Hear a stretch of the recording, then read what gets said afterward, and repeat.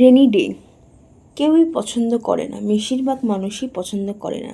আর ছোটোবেলায় তো রেনি ডের জন্য বসে থাকতাম, স্কুল যেতে হবে না বলে।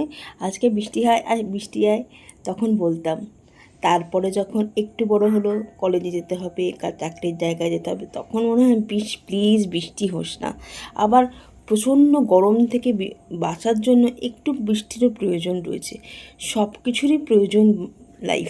অনেকেই বলে বৃষ্টি হচ্ছে রোম্যান্সের জন্য আদর্শ দিন। হাত ধরে প্রেমিকের সাথে প্রেমিকার সাথে হাঁটবো, রাস্তায় একটু ভিজবো,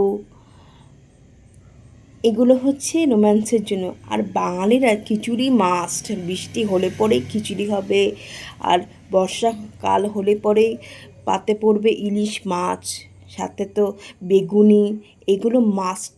একটু বৃষ্টি হলেই বাঙালির পাতে এগুলো থাকবেই মাস্ট, কারণ বাঙালিরা খেতে খুব ভালো পারে।